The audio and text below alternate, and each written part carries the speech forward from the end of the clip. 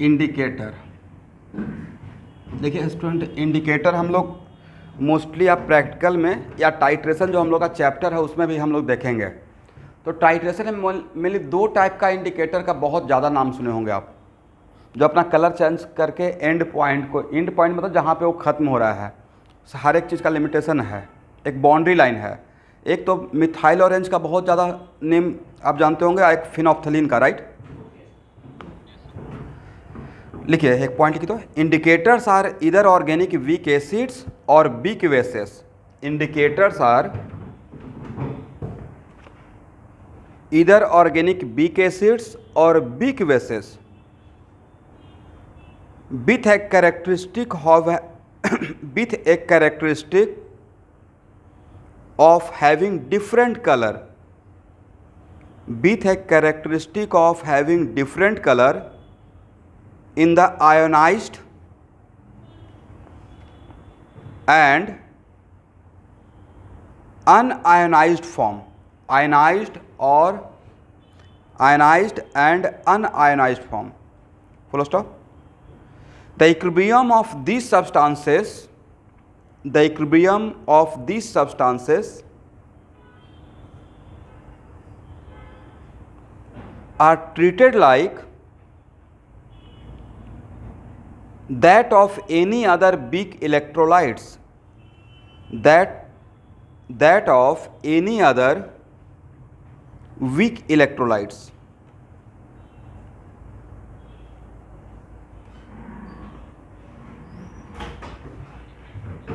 Yes, the equilibrium of these substances are treated like that of any other weak electrolytes.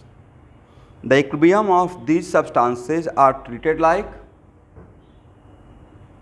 that of any other weak electrolytes.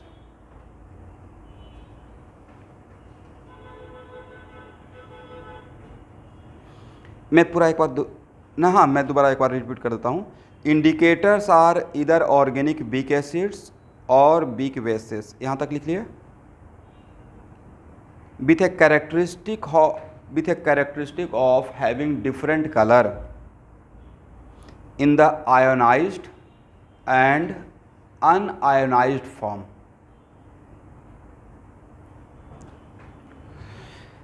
देखिए student, इसको ऐसे समझिए, मान लेते हैं ये आपको ऑर्गेनिक केमिस्ट्री में भी बहुत जगह मिलेगा। सपोज कीजिए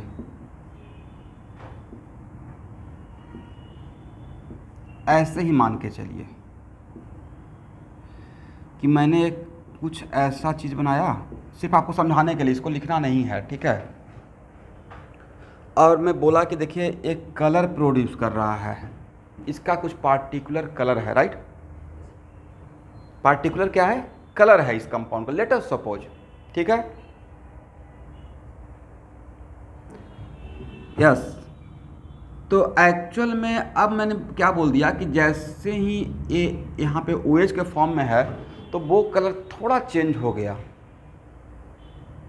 तो आपके मन में आएगा ना कि सर कलर क्यों चेंज हो गया, O- था OH। तो भाई कलर किस, जनरली कलर के लिए who is responsible for colour? Movement of electron, right. तो इसका मतलब यहाँ पे जब O- था तो रेजोनेंस का अमाउंट, डीलोकलाइजेशन ऑफ इलेक्ट्रॉन, अगर एक कलर प्रोड्यूस कर रहा था तो रेजोनेंस की वजह से ही कर रहा होगा इस ऑर्गेनिक कंपाउंड में। तो रेजोनेंस का अमाउंट अगर चेंज होगा तो कलर का नेचर भी चेंज हो जाएगा, कलर का डिफरेंट नजर आएगा, राइट। एक कुछ इस टाइप का सिचुएशन था, ठीक है। तो वैसे ही क्या बोला गया ये है कि इंडिकेटर्स जो जनरली हम लोग जो यूज़ करते हैं तो वो ऑर्गेनिक वीक एसिड और वीक बेसेस है। तो मान लेते हैं कि मेरे पास एक इंडिकेटर है PHIN, correct. Ion indicate for indicator. यहाँ पे आयन कुछ भी हो सकता है, फिनोप्थलीन भी हो, कुछ दूसरा भी हो सकता है, ठीक है। मतलब आयन के अंदर बहुत सारा चीज़ रहेगा, बहुत सारा इंडिकेटर हो सकता है। तो एक में जनरल फॉर्मेट, अरे मेरा वीक एसिड है तो वीक एसिड का डिसोसिएशन क्या पहले से आप नहीं पढ़े हुए हैं? H++ IN-, correct. अब देखिए होगा क्या कि HIN मतलब ये हो गया अनआयोनाइज्ड फॉर्म,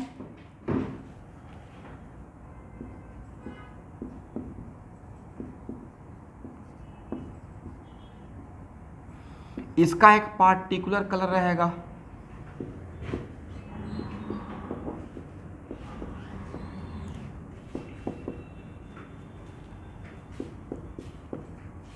कलर रहेगा, वहां पे ही रख दीजिए। और आयन माइनस का एक पार्टिकुलर कलर रहेगा, मतलब दोनों का एक डिफरेंट कलर रहेगा, ठीक है। अब यहाँ पे इसका इक्विलिब्रियम कांस्टेंट है, इसका हम लोग इंडिकेटर का है इसलिए के आई एन बोलते रहेंगे। तो K I N equal to what, K I N equal to H plus I N minus और divided by H I N, correct ना। अब यहाँ तक तो सर यहाँ तक तो वही काम कर रहे हैं जो बी के सीट के लिए करते थे, करेक्ट। तो यहाँ पे H प्लस इक्वल टू क्या हम लोग ऐसे लिख सकते हैं, K I N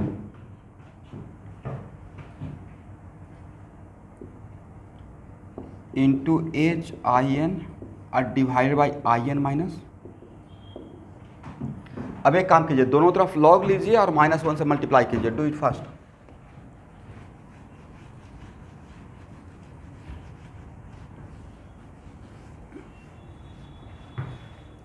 video start हो गया ना फ्रेंड।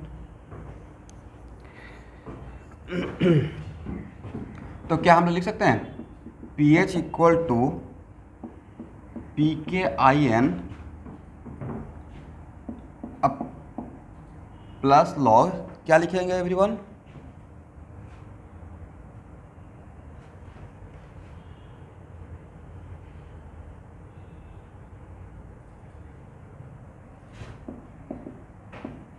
अगर -1 को एब्जॉर्ब करते हैं तो ए रहेगा, राइट। देखिए तो सही है। अब यहाँ पे अभी जस्ट मैंने बताया कि इंडिकेटर का आयनाइज्ड और अनआयनाइज्ड फॉर्म में पार्टिकुलर एक कलर दिखेगा, पार्टिकुलर एक कलर रहेगा। तो नेक्स्ट क्वेश्चन सर कौन सा, और इंडिकेटर का यूज़ कहाँ करते हैं, मोस्टली टाइट्रेशन में यूज़ करते हैं, राइट। तो एक्चुअल में कौन सा कलर दिखेगा, तो सर इक्विलिब्रियम पॉइंट पे, तो अगर इक्विलिब्रियम पॉइंट पे है तो इसका भी अपना एक कलर है, इसका भी एक कलर है, तो दो कलर हो गया, करेक्ट। अब नेक्स्ट क्वेश्चन है कौन सा, it is experimentally observe that कि कौन सा कलर डोमिनेट रहेगा।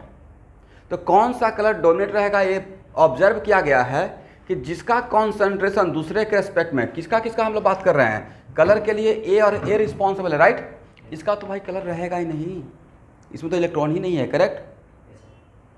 इसका कलर रहेगा, तो कलर तो इसका और इसका रहेगा। अब किसका कलर किस पे भारी पड़ जाएगा, ये इस बात पे एक्सपेरिमेंटली दिखा गया है कि जिसका कॉन्सेंट्रेशन दूसरे के रेस्पेक्ट में एटलीस्ट 10 टाइम ज़्यादा होना चाहिए। कितना टाइम्स, 10 टाइम ज़्यादा होगा। तो मान लेते हैं कि इसका कॉन्सेंट्रेशन इसके रेस्पेक्ट में, आयनाइज्ड फॉर्म का कॉन्सेंट्रेशन इसके रेस्पेक्ट में अगर 10 टाइम ज़्यादा है तो सॉल्यूशन में किसका कलर दिखेगा, इसका कलर डोमिनेट दिखेगा, ठीक है। लेकिन अगर इसका कॉन्सेंट्रेशन इसके रेस्पेक्ट में 10 टाइम ज़्यादा रहेगा तो हम लोग किसका कलर ऑब्जर्व होगा, एच आई एन का कलर ऑब्जर्व होगा, करेक्ट। एक लाइन लिखिए तो, on an average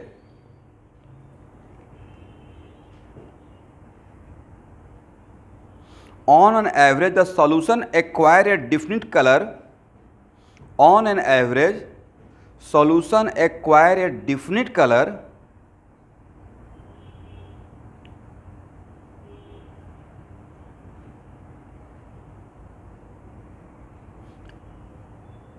characteristic of either ion minus.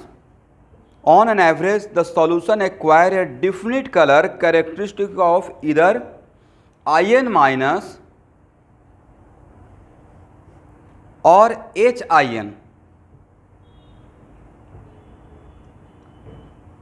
If, इसी में कंटिन्यू करना है, if concentration of one is 10 times that of other, if concentration of one is 10 times that of other,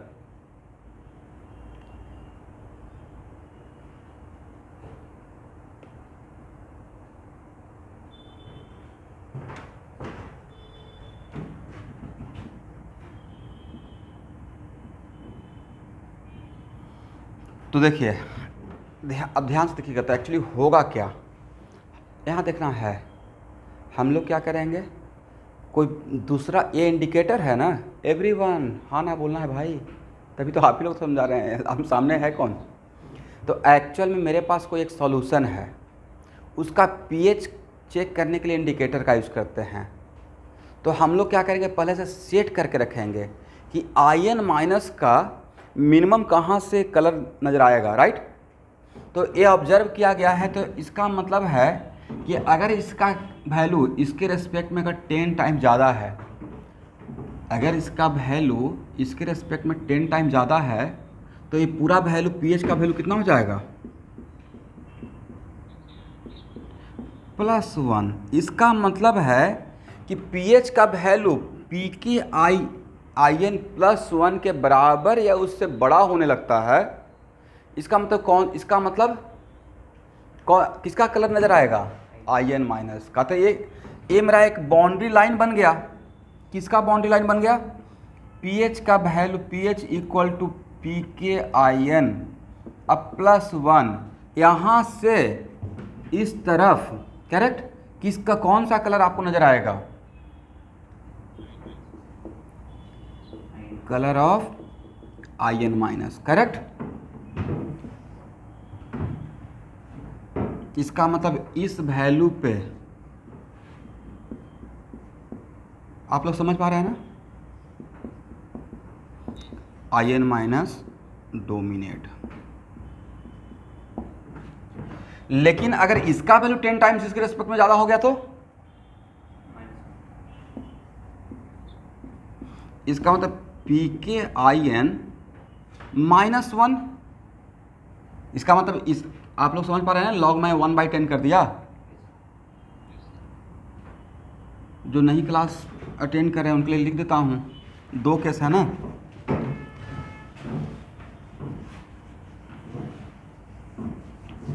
या बोल देते हैं यहाँ पे, तो क्लास वीडियो देखेंगे तो साउंड तो रहेगा ही। तो अगर इसका वैल्यू इसके रेस्पेक्ट में 10 टाइम ज़्यादा रहेगा तो log 1/10 हो जाएगा, तो -1।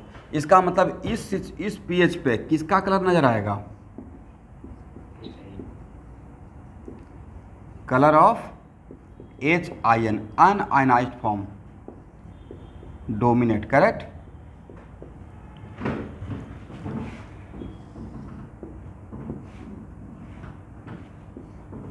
इसका मतलब पीएच का पी के आयन -1, तो यहाँ पे किसका कलर नज़र आते रहेगा, इसके बराबर है, इसे इधर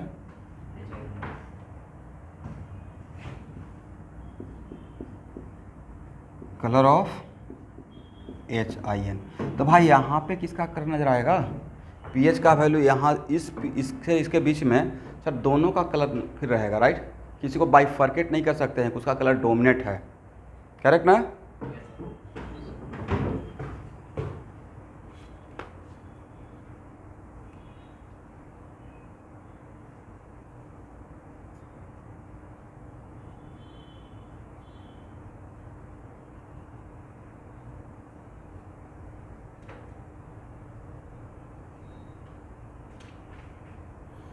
तो अगर आपसे पूछा जाएगा कि पीएच का minimum pH up to which ion minus का कलर आपको नज़र आ सकता है, ये ऑब्जेक्टिव आपके लिए। पीएच का minimum value, not maximum, pH का मिनिमम वैल्यू अप टू विच, बड़ा वैल्यू है ना और छोटा वैल्यू है, मिनिमम वैल्यू अप टू विच आप एटलीस्ट आयन माइनस का कलर देख पाएंगे।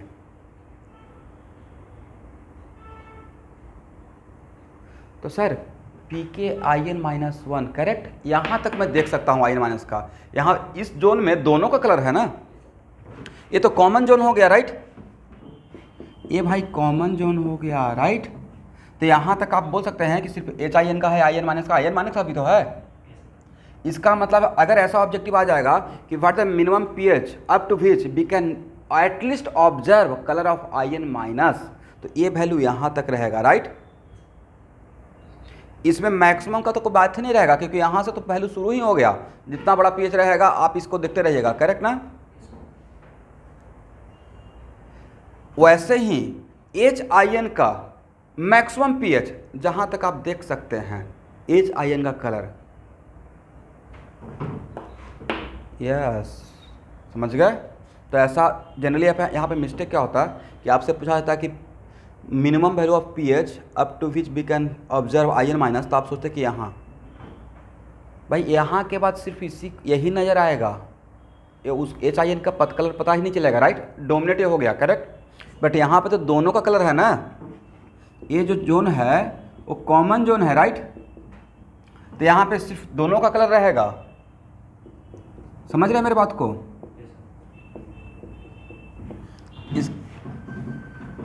इसका मतलब pH minimum for colour of IN minus, तो हम लोग क्या लिख सकते हैं, PK IN -1 एटलीस्ट यहाँ तक।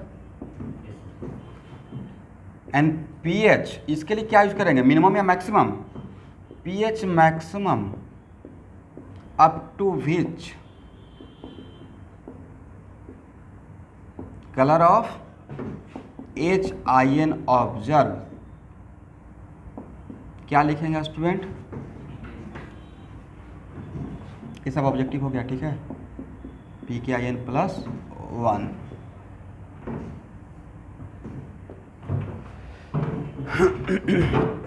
तो देखिए एक्सरसाइज 9 के बाद एक्सरसाइज 10 के बाद 11 है क्या।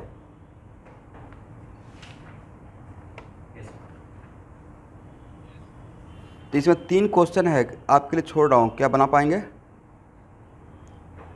यहाँ के बाद बन जाना चाहिए, ठीक है, ट्राई कीजिए। और इसके बाद 10 के बाद 12 भी है, क्या है, 11 के बाद 12 भी है।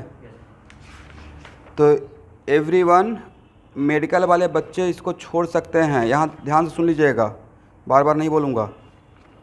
11 से लेकर 12 में कितना क्वेश्चन है, और भी ऑब्जेक्टिव भी होगा, ऑब्जेक्टिव नहीं है।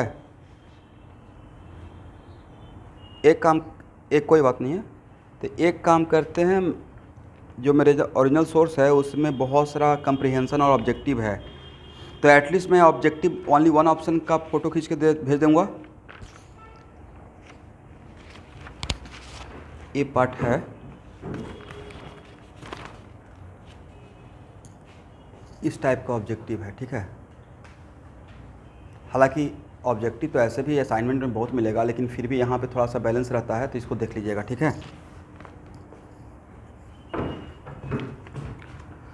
तो आप 11 और 12 ट्राई कीजिए। तो इंडिकेटर का कॉन्सेप्ट समझ में आ गया ना।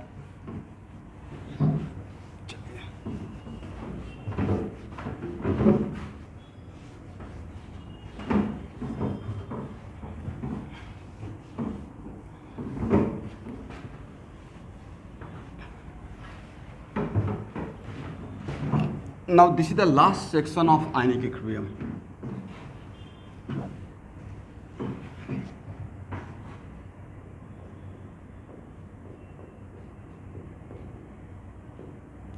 Solubility product.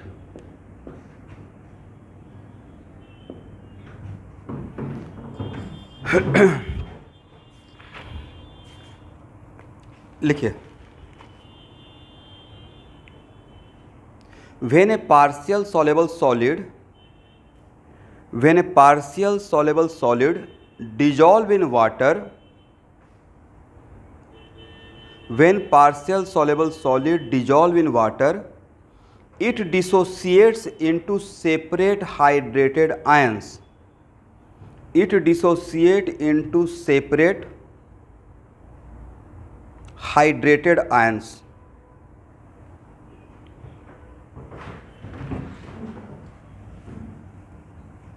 अब यहाँ पे आपको समझने का इसमें सबसे पहले रिक्वायरमेंट है, थ्योरी को आगे बढ़ाने से पहले यहाँ पे चीज़ों को समझिए स्टूडेंट।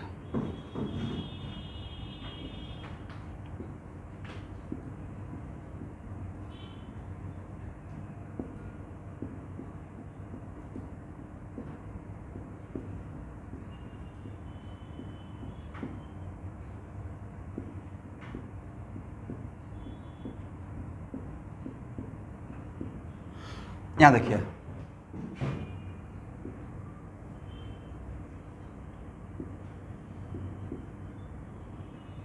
मान लेते हैं, यहाँ देखना है, लेट अस सपोज, मान लेते हैं कि मेरे पास कोई एक सॉल्ट है। तो सॉल्ट का भाई सॉल्बिलिटी के पॉइंट अभी से दो ही नेचर हो सकता है ना, या तो salt is highly soluble in water,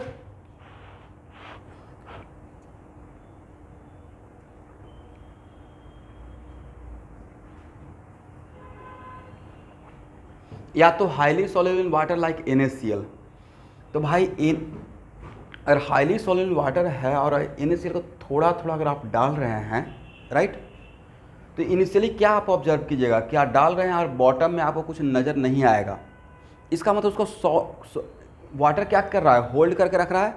और कोई भी सॉल्ट, जनरली इलेक्ट्रोलाइट्स, मतलब कोई भी इन जनरल सॉल्ट का मैं बात कर रहा हूँ, स्पेशली जिसमें कटायन अनायन अलग रहता है, आयनिक बॉन्ड बना रहता है, तो वो अगर वाटर में है, क्योंकि water is highly polar solvent, तो वो आयंस के फॉर्म में रहता है। अगर वाटर में घुला रहेगा, सॉल्ट का खास करके मैं बात कर रहा हूँ, अगर वाटर में है तो जनरली किस फॉर्म में रहेगा, आयंस के फॉर्म में रहेगा, करेक्ट। इसका मतलब NaCl को थोड़ा थोड़ा करके अगर आप यहाँ पे डाल रहे हैं, तो NaCl यहाँ पे अंदर में जाकर Na प्लस एक्वस और Cl माइनस एक्वस, इसका मतलब Na प्लस के चारों तरफ कौन आ गया, वाटर अपना क्लाउड बना लिया by way of what, ion dipole attraction, और Cl माइनस को भी चारों तरफ कौन घेर लिया, वाटर। अब Na प्लस और Cl माइनस के बीच का कोई फोर्स खत्म कर दिया, किसने खत्म कर दिया, Na प्लस के चारों तरफ वाटर आ गया और Cl माइनस के चारों तरफ कौन आ गया, वाटर आ गया। इसका मतलब है कि जो सॉल्ट अगर वाटर में डिजॉल्व NaCl को डाल रहे हैं, तो इनिशियली मुझे बॉटम में कोई प्रेसिपिटेशन नहीं दिख रहा है, थोड़ा और डाल रहे हैं तब भी नहीं दिखेगा, थोड़ा और डाल रहे हैं तब भी नहीं दिखेगा। लेकिन किसी सॉल्वेंट का प्रॉपर कोई पार्टिकुलर वॉल्यूम लिए हुए हैं, तो हर सॉल्वेंट का अपना मैक्सिमम एक कैपेसिटी रहता है, एक मैक्सिमम उसका कॉन्सेंट्रेशन फिक्स है कि हाँ इसके बाद कितना भी स्ट्रॉन्ग इलेक्ट्रोलाइट रहेगा, तो आप इसमें NaCl डालते रहेंगे, NaCl डालते रहेंगे, तो इस वाटर का भी तो अपना एक कैपेसिटी है ना। एक टाइम के बाद क्या होगा कि NaCl, even if NaCl is very strong electrolyte, very strong electrolyte, फिर भी यहाँ पे NaCl डिपोजिट होना स्टार्ट हो जाएगा, राइट। नहीं, अगर ट्रस्ट है तो घर में ट्रांसपेरेंट ग्लास शीशा के ग्लास में आप NaCl को डालते हुए देखिएगा, एक टाइम पे यहाँ पे आकर जमा होने लगेगा, right. This is the reason हम लोग बोलते हैं कि strong electrolyte when dissolve in water, तो वो हम लोग बात actually back of the mind चलता रहता है डाइल्यूट सॉल्यूशन के लिए, वेरी वेरी वेरी कॉन्सेंट्रेटेड नहीं, ऑब्वियसली वेरी वेरी कॉन्सेंट्रेटेड लीजिएगा तो क्या होगा कि NaCl के लिए एक्स्ट्रा वाटर बचेगा ही नहीं, तो उसको तोड़ ही नहीं पाएगा, राइट, क्योंकि हर NaCl के चारों तरफ वाटर का क्लाउड चाहिए। समझ रहे हैं मेरे बात को। इसका मतलब है कि जहाँ पे NaCl को लेकर ही अगर समझ रहे हैं, और जहाँ पे NaCl का डाल रहे हैं और फर्स्ट टाइम आपको यहाँ पे कुछ दिखाई पड़ना स्टार्ट हो गया, इसका मतलब उसके जस्ट पहले इस सॉल्यूशन सैचुरेशन पॉइंट पे पहुँच गया, करेक्ट, सैचुरेटेड हो गया, अब इसका कैपेसिटी खत्म, करेक्ट ना। उसके हाँ, कोई लॉस नहीं है, कोई लॉस नहीं हुआ है, वीडियो देख लीजिएगा, कुछ बहुत कुछ अभी नहीं पढ़ाया हूँ, ठीक है, एक नया टॉपिक लिया हूँ, इससे बिल्कुल घबराने की बात नहीं है। चलिए यहाँ देखिएगा, तो एक्चुअल में उससे जस्ट पहले जो का क्रिटिकल फेज है, उसके जस्ट पहले तो उस बाउंड्री तक जहाँ पे पहला बार आपको NaCl का पार्टिकल नज़र आना स्टार्ट हुआ, उससे जस्ट पहले सैचुरेशन पॉइंट आया, राइट। और उसके बाद अगर और NaCl डाल रहे हैं, इसका मतलब सॉल्यूशन क्या हो जाएगा, सुपर सैचुरेटेड हो जाएगा, राइट। अब उसका होल्ड करने का कैपेसिटी खत्म, समझ गए एवरीवन। इसका मतलब है कि सैचुरेशन पॉइंट का मतलब है कि सैचुरेशन पॉइंट आने का मतलब है कि सैचुरेशन पॉइंट आने के बाद अब कुछ डालेंगे तो ये यहाँ पे आके बैठ ही जाएगा, जितना इसको सॉल्यूशन में रहना था रह गया। तो सर जब बैठ जाएगा तो ऐसा भी तो हो सकता है कि यहाँ के कुछ पार्टिकल्स फिर इसमें चला जाए, बिल्कुल हो सकता है, बट यहाँ से जितना जाएगा एकदम सैचुरेशन पॉइंट पे आके रुक गए।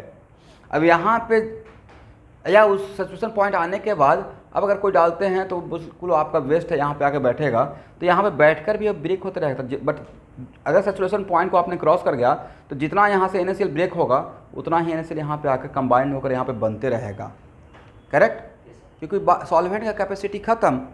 तो ये जब NaCl के लिए ऐसा सिचुएशन हो सकता है। तो सर नेक्स्ट क्वेश्चन है कि sir what the meaning of कि स्ट्रॉन्ग इलेक्ट्रोलाइट, तो NaCl तो स्ट्रॉन्ग इलेक्ट्रोलाइट है, ठीक है। NaCl अगर स्ट्रॉन्ग इलेक्ट्रोलाइट है तो इसका अगर सॉल्यूशन में लो कॉन्सेंट्रेशन में डाइल्यूट रखेंगे तो इसका 100% डिसोसिएट होते रहेगा। तो यहाँ एक्चुअली इस कैटेगरी पे अगर डिफाइन किया गया है कि if solution is dilute solution, तो उस on the basis of that if solution is dilute solution, तो डाइल्यूट सॉल्यूशन के बेसिस पे अब हम लोग सॉल्युबिलिटी कोई कौन सा हाईली सॉल्युबल है कौन सा लो सॉल्युबल है। अब यहाँ पे अगर बात करते हैं AgCl का, तो AgCl is very less soluble, मतलब सॉल्यूशन का यहाँ पे डाइल्यूट रखते हैं सॉल्वेंट है और it is very less solute water, partial solute water. अब यहाँ बट इसका भी अगर इनिशियली आप very low amount of NaCl अगर डालते हैं तब तक आपको यहाँ पे नज़र नहीं आएगा, ये भी डिसोसिएट होगा इसमें, समझे स्टूडेंट, मैं लिखवा दूंगा इसको Ag प्लस अब प्लस Cl माइनस में।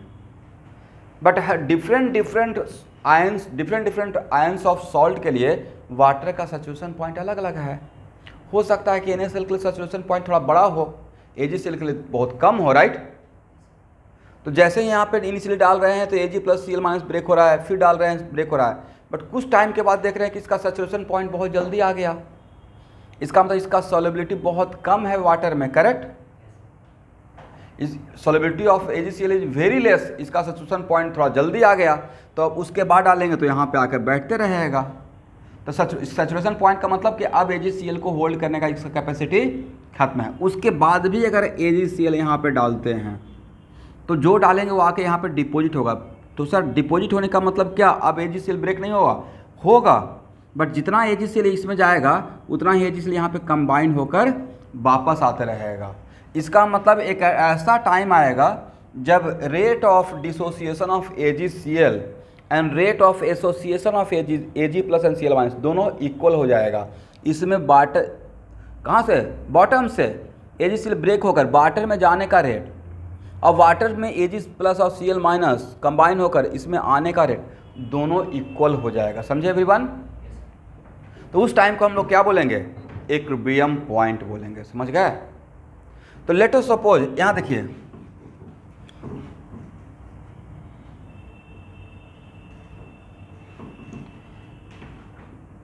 इसका मतलब सर ये तो रिवर्सेबल है, तो और यस रिवर्सेबल है। इनिशियली आपने डाला तो Ag प्लस AgCl, अभी लिखना नहीं मैं लिखवा दूंगा, पहले समझ लीजिए AgCl पहले Ag प्लस और Cl माइनस में ब्रेक हो रहा था, लेकिन अगर रिएक्शन रिवर्सेबल है तो उसी टाइम से ये प्रोसेस भी स्टार्ट हो जाएगा, this process.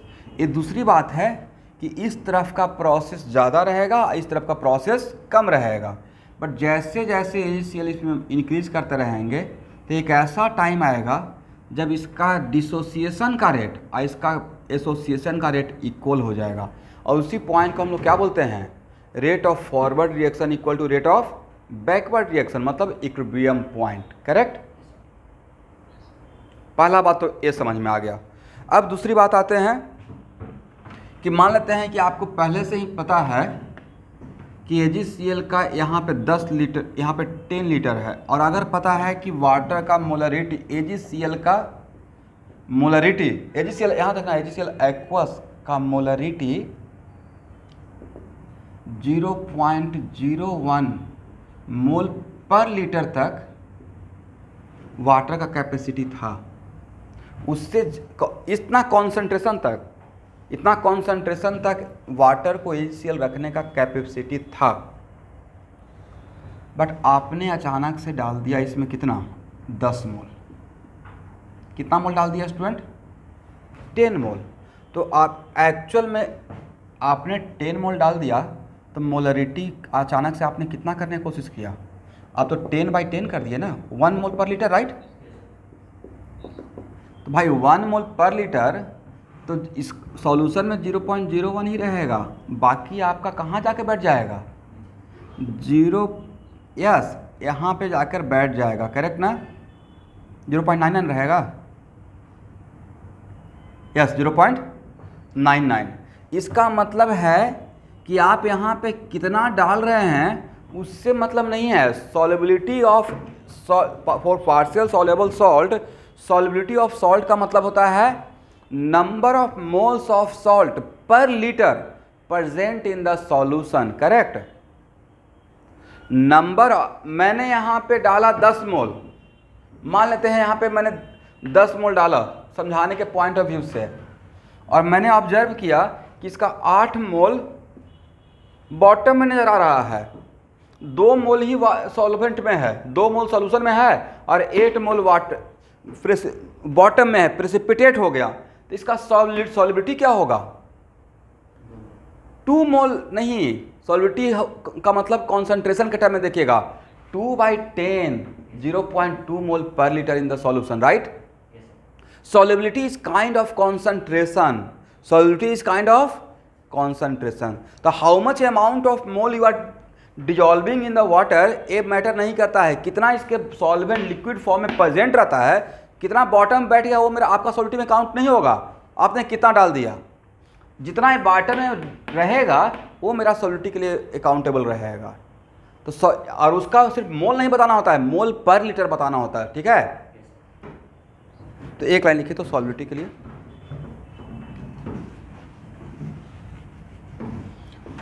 Solubility of partial,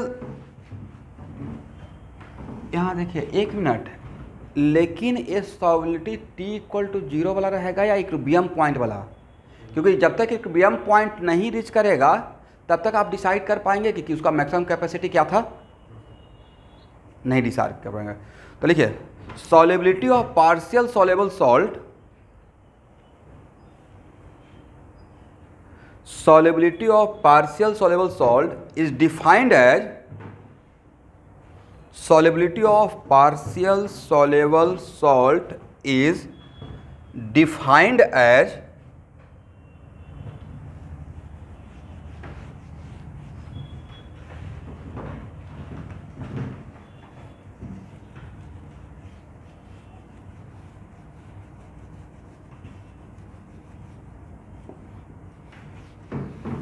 number of moles per liter of salt, number of moles per liter of salt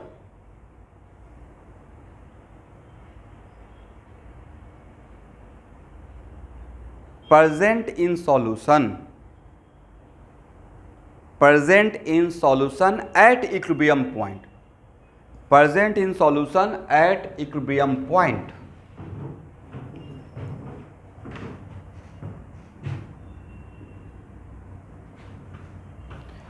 यहाँ तक समझ में आ गया है। अब देखिए स्टूडेंट,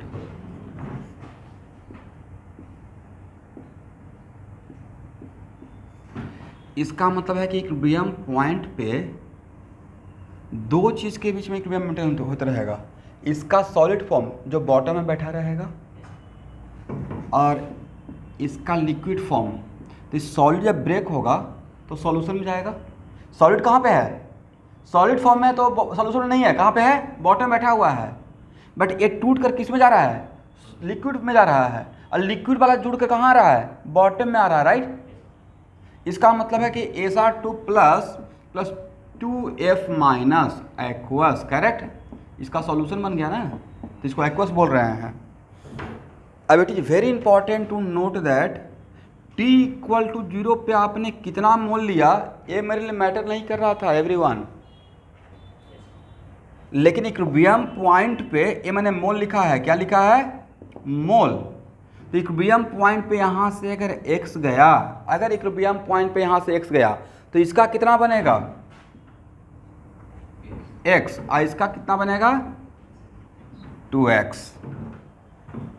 इसका मतलब है कि आपने SrF2 का डाल दिया था a mole, but solid liquid में कितना मोल गया, how many moles of SrF2, उधर मत नहीं देखना है, how many moles of SrF2 present in solution in liquid form, x mole, right? Then solubility of SrF2 के लिए क्या लिखेंगे, जल्दी से बोलिए। Yes, x/v, correct,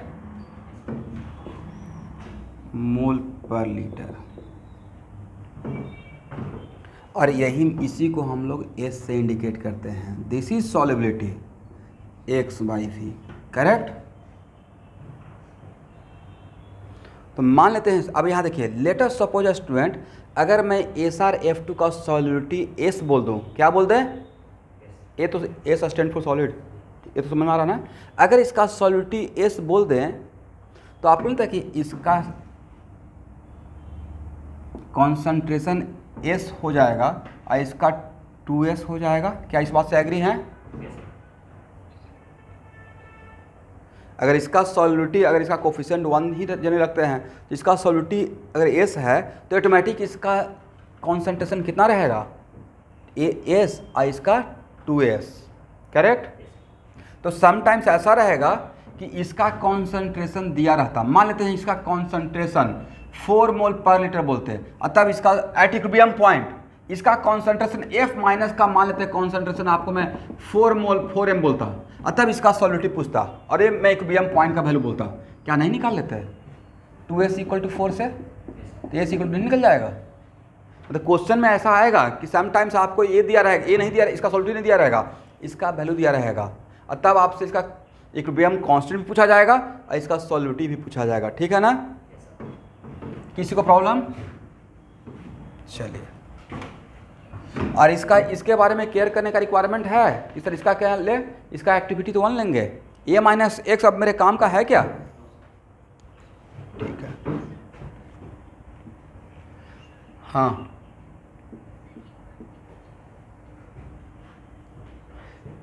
solubility of SrF2 कितना हुआ, मान लेते हैं कि इसमें से A मोल मैंने लिया था स्टूडेंट, इक्विलिब्रियम पॉइंट पे यहाँ से x मोल चला गया, तो इसका कितना मोल बना x, और इसका कितना मोल बना 2x, करेक्ट। अब मैंने आपसे बोला कि सॉल्युबिलिटी का मतलब होता है, सॉल्युबिलिटी ऑफ सॉल्ट का मतलब होता है number of mole of salt per litre present in solution. तो जो भी सॉल्ट सॉल्यूशन में प्रेजेंट रहेगा वो आयंस के फॉर्म में ही रहेगा, ठीक है। जैसे कैसे हम लोग बोलते हैं कि H2SO4 का एयर कॉन्सेंट्रेशन 0.2 है, और तब पूछते हैं कि H+ का बताइए, तो H+ का बताने के लिए आप फटाक से ऐसा काम करते हैं ना। इसका मतलब आपके माइंड में है कि जो H2SO4 0.2 m है वो एक्चुअली स्ट्रॉन्ग इलेक्ट्रोलाइट है, वो एक्चुअली इस फॉर्म में नहीं रहता है, लिखने के लिए हम लोग H2SO4 बोलते हैं, बट एक्चुअली रियलिटी में ये ऐसे डिसोसिएटेड रहता है, करेक्ट, आयनाइज रहता है। तो आप यहाँ से क्या बोलते हैं कि इसका 0.4 हो जाएगा, इसका 0.2 रहेगा कोफिशिएंट देखकर। वैसे ही मैंने क्या बोला कि जो भी सॉल्ट अगर वाटर में सॉलेबल है, अगर वाटर में वो मिक्स हो गया है, सॉलेबल हो गया है, तो वो जनरली कट आयंस के फॉर्म में स्प्लिट होकर रहता है, अनआयनाइज्ड फॉर्म में नहीं रहता है, ठीक, पहला पॉइंट ये है। तो अगर यहाँ से x मोल यहाँ से चला गया, तो x मोल एक्चुअली यहाँ से जो जा रहा है वो कहाँ जा रहा है, तो सर ये तो सॉलिड फॉर्म में बॉटम में बैठा हुआ था, तो एक्चुअली वाटर में जा रहा है, सॉल्यूशन में जा रहा है, लिक्विड में जा रहा है, राइट। तो लिक्विड में जाकर क्या बना होगा, x और 2x कोफिशिएंट देखकर इसका 1 मोल से इसका 1 मोल मिलेगा, तो इसका x मोल से इसका कितना मोल, x मोल। तो इस सॉल्ट का इक्विलिब्रियम पॉइंट पे कितना मोल लिक्विड में प्रेजेंट है, इस सॉल्ट का इक्विलिब्रियम पॉइंट पे कितना मोल लिक्विड में प्रेजेंट है, जितना यहां से गया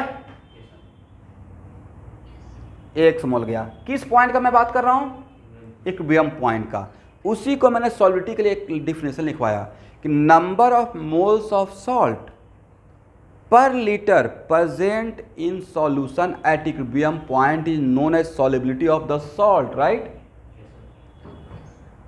अब देखिए, अब इसी को तो सॉल्युबिलिटी ऑफ SrF2 के लिए मैंने जो डिफिनेशन बोला था उसी को मैं न्यूमेरिकल प्रेजेंट कर रहा हूँ। Number of moles of salt present in solution पर लीटर, तो नंबर ऑफ मोल्स कितना गया है सॉल्यूशन में x, और उसको वॉल्यूम से डिवाइड कर देते x/v, यही मेरा सॉल्युबिलिटी का लाएगा, करेक्ट।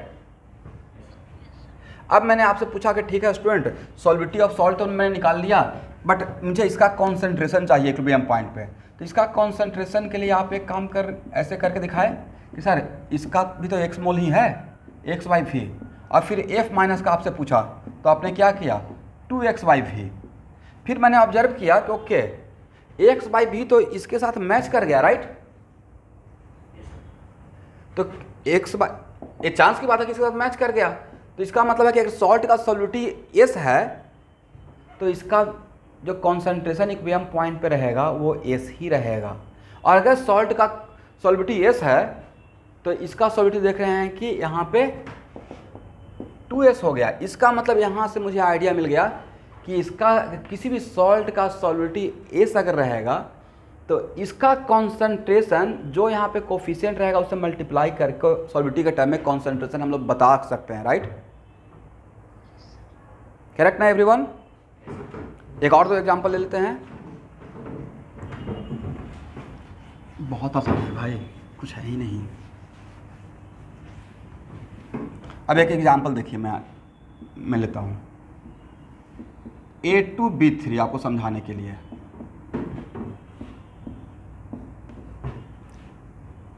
और अगर सॉल्विटी बताया हुआ है तो इक्विलिब्रियम पॉइंट का ही वो वैल्यू बताया हुआ है, राइट। तो इसको अगर ब्रेक कीजिएगा स्टूडेंट तो क्या लिखिएगा,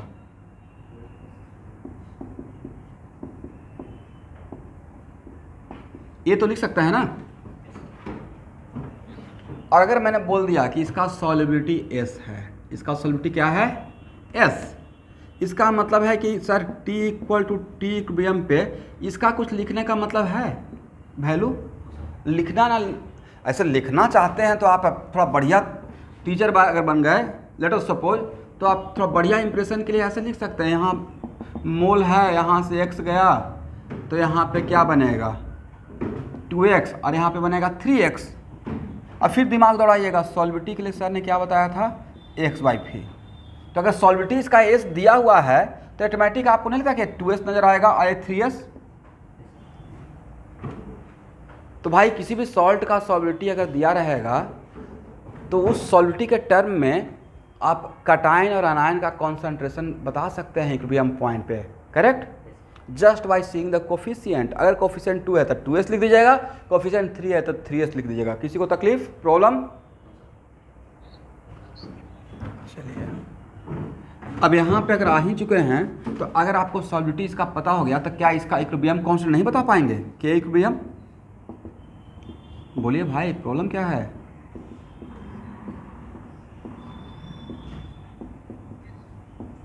अरे किस टाइम का? और क्या डिवाइडेड बाय दिस करें? सर फर्क क्या पड़ेगा? ये तो ऐसे भी 1 हो जाएगा, राइट। तो ये जो प्रोडक्ट है पार्शियल सॉल्युबल सॉल्ट का इक्विलिब्रियम पॉइंट पे जो आयंस का जो ये जो प्रोडक्ट है, तो एक्चुअली इसी का नाम दिया गया है सॉल्युबिलिटी प्रोडक्ट। इसका इक्विलिब्रियम कांस्टेंट का नाम क्या दिया गया है? KSP। तो KSP कुछ भी नया नहीं है भाई, it is just equilibrium constant of what? It is just equilibrium constant of partial soluble salt, is it right? तो अब सबसे पहले ये बताइए कि सॉल्युबिलिटी और सॉल्युबिलिटी प्रोडक्ट में डिफरेंस नजर आया? तो कुछ लोग इक्वल ही मान लेते हैं। सॉल्युबिलिटी प्रोडक्ट क्या है? सर इक्विलिब्रियम कांस्टेंट का दूसरा नाम, करेक्ट। और सॉल्युबिलिटी क्या है? सर सॉल्युबिलिटी है number of moles per litre of salt present in solution, right, eight equilibrium point. तो KSP के लिए क्या लिखेंगे? सर इसको ऐसे कर दीजिए 2s के पावर, ठीक है ना, और सर इसका 3s के पावर, तो नहीं लेता कि सर 2 के पावर 2 हो गया, 3 के पावर 3 हो गया और s के पावर 2 + 3 हो गया। अब इसमें मैं क्या कर सकता हूं, जैसा आया ऐसे पुट कर दिया, वैल्यू निकाल लेंगे, राइट। हम लोग कुछ नया कमाल नहीं किए हैं, हम लोग वही किए हैं जो केमिकल इक्विलिब्रियम में करते थे, आयनिक इक्विलिब्रियम में करते थे, राइट। बट उसको हम लोग सॉल्युबिलिटी के टर्म में इसको रिप्रेजेंट कर दिए। सॉल्युबिलिटी किसके टर्म में रिप्रेजेंट कर दिया है? सॉल्युबिलिटी के टर्म में। अब यहाँ पे रुकिएगा, चीज़ों को अब समझ लीजिए। यहाँ तक समझ में आ गया? तो भाई केमिकल इक्विलिब्रियम तो पढ़ाए थे, याद है, ली चैटर्जी प्रिंसिपल। और ली चैटर्जी प्रिंसिपल और ये भी बताए थे कि equilibrium constant all depends on temperature, और वहाँ पे एक इक्वेशन इक्विलिब्रियम कांस्टेंट के लिए डिफाइन किए थे, ये भी आपको याद होगा, क्या था, यहाँ चीज़ों को समझिएगा। K equilibrium equal to A e to the power minus delta H by R T, right.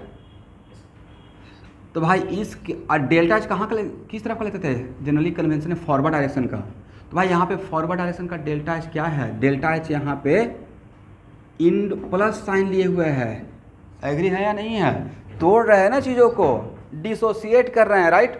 तो तोड़ना ऑलवेज कटायन और अनायन को सेपरेट कर रहे हैं, तो ये क्या है, इंडोथर्मिक प्रोसेस है, इसका मतलब ये वैल्यू पॉजिटिव है। अब तब बताइए टेम्परेचर इंक्रीजेज, व्हाट अबाउट के, एक के किसका मानते हैं, के एस पी का के, तो K S P, what about K S P, increases. This is the reason कि सो मेनी टाइम्स हम लोग इनऑर्गेनिक केमिस्ट्री में बोलते रहते हैं कि if any salt is insoluble in cold water then it is very much soluble in hot water. वजह, जिसका सॉल्युबिलिटी कोल्ड वाटर में कम है तो हम लोग टेम्परेचर बढ़ाने की कोशिश करते हैं, टेम्परेचर बढ़ाएंगे तो इक्विलिब्रियम कांस्टेंट बढ़ जाएगा, इक्विलिब्रियम कांस्टेंट बढ़ेगा तो ऑब्वियसली उसको मेंटेन करने के लिए क्या होगा, इक्विलिब्रियम कांस्टेंट बढ़ने का मतलब है कि ज़्यादा बनेगा आयंस, राइट, इक्विलिब्रियम राइट की तरफ शिफ्ट होगा, आयंस ज़्यादा डिसोसिएट होगा। सबसे बढ़िया एग्जांपल PbCl2 के लिए मैं लिखवाया हूँ जनरल इनऑर्गेनिक केमिस्ट्री क्लास में, मुझे तो याद है कि PbCl2 is insoluble in cold water but very much soluble in hot water, is it right. तो यहाँ से भी रिलेटेड था। चलिए अब इसको एक जनरलाइज कर लेते हैं।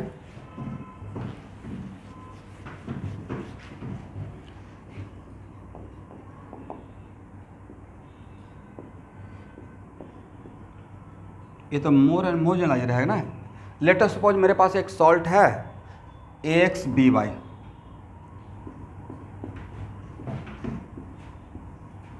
और इसका सॉल्युबिलिटी दिया हुआ है,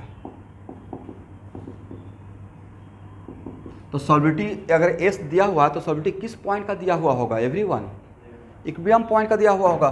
तो यहाँ से क्या मिलेगा, x a के पावर बाई प्लस ना, अब बाई b के पावर x माइनस, तो t equal to T equilibrium पे क्या डायरेक्टली हम लोग बोल सकते हैं, अगर आप लोग को प्रॉब्लम नहीं है तो। अगर इसका सॉल्युबिलिटी सॉल्ट का S है तो x इंटू एस अब बाई इंटू एस, तो भाई इसका KSP क्या हो जाएगा सर, KSP हो जाएगा x इंटू एस के पावर क्या लिखें, x ना, अब बाई इंटू एस के पावर क्या लिखें, बाई, तो x के पावर x, बाई के पावर y और s के पावर x प्लस वाई। तो लगता है कि रटने वाला है, ये समझने वाला था ना, कितना रटिएगा फार्मूला। इसमें बस समझने वाला बात यही था कि सॉल्युबिलिटी अगर पता रहेगा तो हम लोग कटायंस और अनायंस का इक्विलिब्रियम पॉइंट पे डायरेक्ट कोफिशिएंट से मल्टीप्लाई कर देंगे। अगर इसका कोफिशिएंट 2 रहता तो 2s, इसका 3 रहता 3s, राइट। तो just by knowing the solubility of the salt we can find out the concentration of cation and anion at equilibrium point. करना क्या है, कटायन और अनायन के कोफिशिएंट से सॉल्युबिलिटी को मल्टीप्लाई कर दीजिएगा, वही उसका कॉन्सेंट्रेशन दिखेगा इक्विलिब्रियम पॉइंट पे, राइट। चलिए सर, तो अब पहला क्वेश्चन बनाइए, एक सॉल्युबिलिटी प्रोडक्ट का एक्सरसाइज होगा, देखिए तो है। तो फर्स्ट क्वेश्चन ट्राई करें।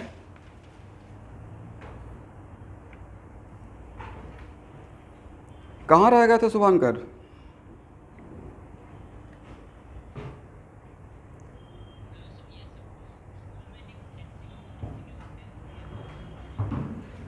तो स्कूल में टेस्ट कैसे स्कूल में देते हैं, मतलब स्कूल का टेस्ट का पैटर्न बताइए तो जरा मैं भी जानूं।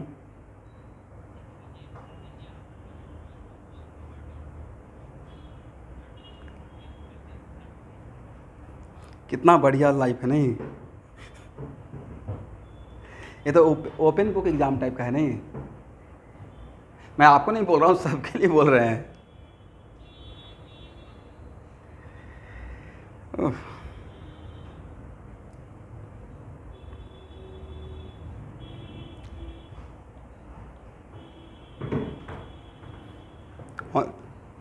ठीक है, देखिए लेकिन वो भी एक साइकोलॉजिकल ठीक ही है भाई। अगर कोई क्वेश्चन बना रहा है कैसे भी एटलीस्ट क्वेश्चन तो सॉल्व कर रहा है, क्वेश्चन का तरीका तो पता चल रहा है, राइट।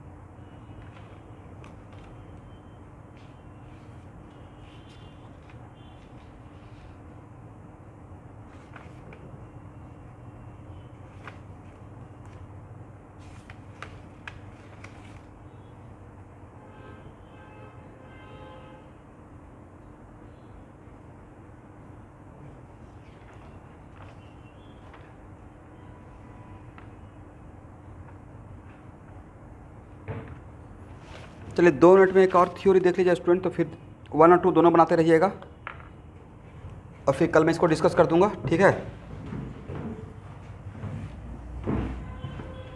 लिखिए common ion effect on solubility, common ion effect on solubility. Hello everyone, heading बना लीजिए एक लाइन का, common ion effect on solubility.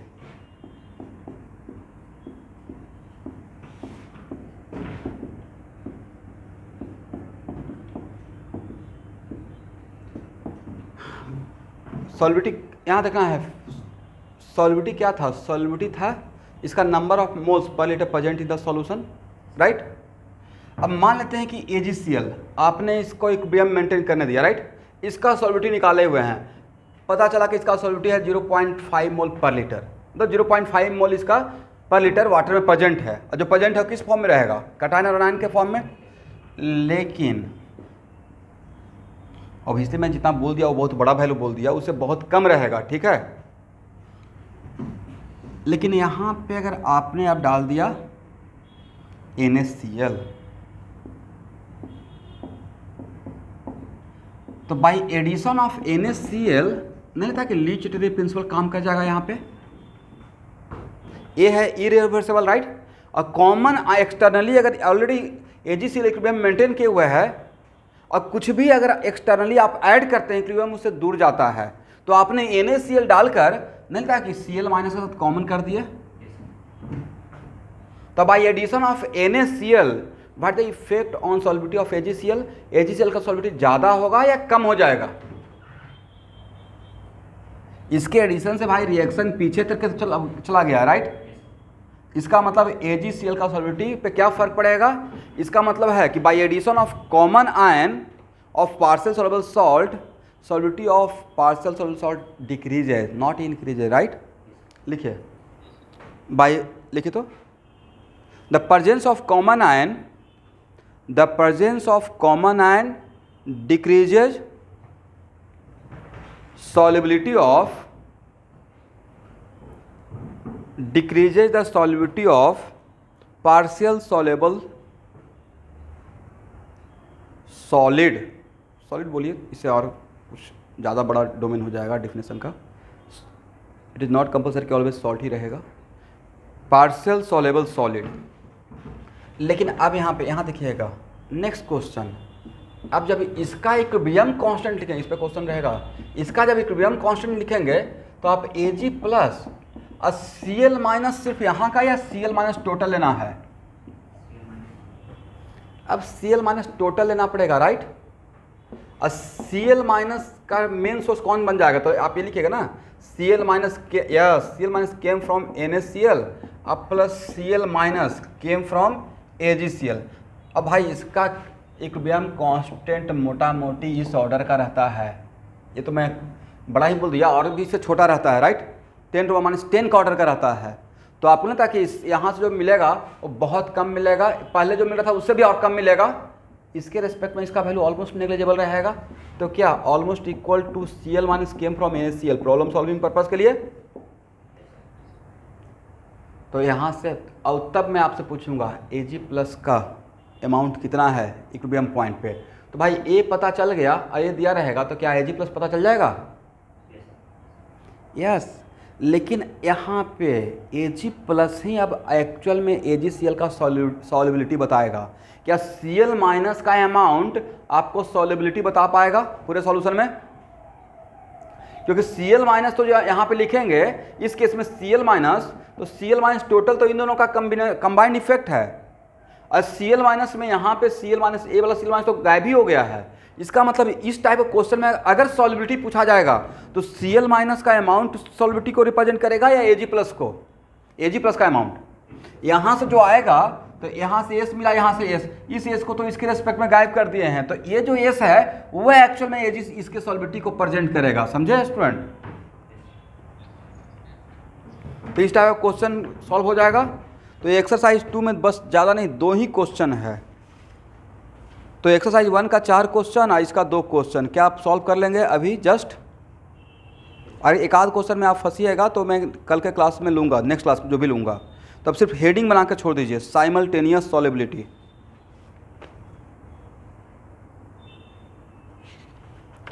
तो थ्योरी वाइज बस एक क्लास बचा हुआ है, इसका मतलब हार्डली 2 क्लास में आयनिक खत्म, ठीक है।